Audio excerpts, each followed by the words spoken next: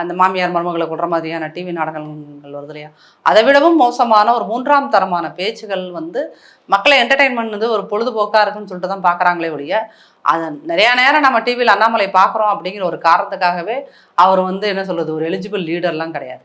அவர் வந்து தமிழக அரசியல் இன்னைக்குல என்றைக்குமே அவர் ஒரு பஃபூன் தான்.